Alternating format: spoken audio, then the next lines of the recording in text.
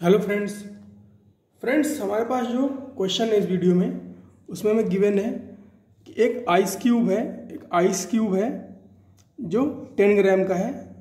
Ice cube है 10 ग्राम का और उसका टेम्परेचर कितना है -5 डिग्री सेल्सियस। उसको कुछ हीट दी गई तो वो क्या हुआ, कन्वर्ट हो गया 20 डिग्री सेल्सियस के वाटर में, 20 डिग्री सेल्सियस के वाटर में कन्वर्ट हो गया। तो फ्रेंड्स हमसे पूछा है कि जो हीट है ये कितनी रिक्वायर्ड है ना।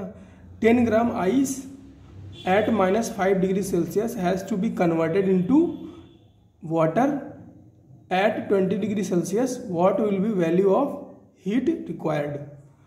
हमें क्या क्या गिवन है फ्रेंड्स, हमें गिवन है specific heat of water 4.2 joule, specific heat of ice 2.1 joule और specific latent heat of ice 336 joule. हमें क्या बताना है, क्यू टोटल बताना है। तो फ्रेंड्स इंटरेस्टिंग क्वेश्चन है, पहले आप अपने से ट्राई कर लीजिए, उसके बाद आ जाइए सॉल्यूशन पे।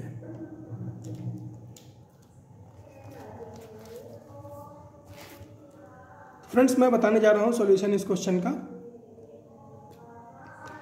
फ्रेंड्स क्या होगा, ये जो आइस है -5 डिग्री सेल्सियस पे पहले कन्वर्ट होगी आइस 0 डिग्री सेल्सियस पे और हीट कितनी रिक्वायर्ड होगी फ्रेंड्स, वो होगी mc डेल्टा T के बराबर रिक्वायर्ड। इसके बाद फ्रेंड्स क्या होगा, ये जो 0 डिग्री सेल्सियस पर आइस है ये कन्वर्ट होगी, ये जो कन्वर्ट होगी वो 0 डिग्री सेल्सियस के वाटर में कन्वर्ट होगी और हीट कितनी रिक्वायर्ड होगी फ्रेंड्स,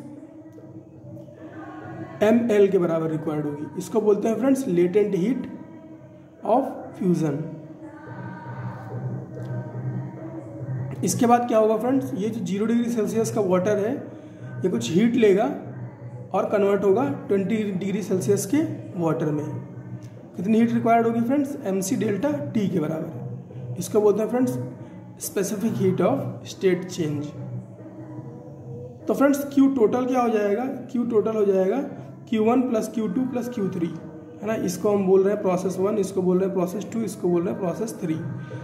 तीनों में क्या क्या हीट रिक्वायर्ड है, वो Q1, Q2 और Q3।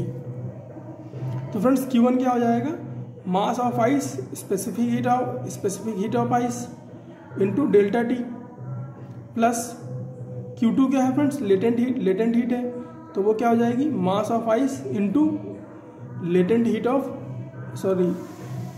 ये अपना latent heat of fusion coefficient plus mass of ice है ना। मास ऑफ आइस इसलिए ले रहे हैं फ्रेंड्स, यहाँ पर भी हम इसलिए ले रहे हैं, ये वाटर में कन्वर्ट हो गया है उसके बाद भी मास ऑफ आइस ले रहे हैं क्योंकि फ्रेंड्स ये जब ऐसा मान रहे हैं हम कि ये जो 10 ग्राम जो इसका मास है आइस का वो वाटर में कन्वर्ट होने के बाद भी 10 ग्राम ही रह रहा है क्योंकि फ्रेंड्स स्पेसिफिकली और कुछ मेंशन नहीं किया गया है। हालांकि ऐसा होता नहीं है कि मास सेम रहे, लेकिन बहुत माइन्यूट चेंज होता है तो हम आइस के बराबर ही मास ले रहे हैं वाटर का। तो इसीलिए यहाँ पर भी मैंने m आइस लिख दिया into specific heat of water into delta T। अब वैल्यू पुट कर देते हैं तो मास कितना है आइस का 10 इंटू स्पेसिफिक हीट कितनी है 2.1 इंटू डेल्टा T टेम्परेचर कितना चेंज होगा -5 से 0, -5 से 0 तो 5 ले लिया। फ्रेंड्स यहाँ पर भी एक बात मैं बताना चाहूँगा, पिछले क्वेश्चन में बताई है कि जब हीट गेन कर रहा होता है मैटर तो वहाँ पर हम डेल्टा T की वैल्यू क्या लेते हैं, गेन के केस में क्या लेते हैं, फाइनल माइनस इनिशियल। यहाँ पर हमने क्या लिया, डेल्टा T में हमने लिया 0 डिग्री -5 डिग्री,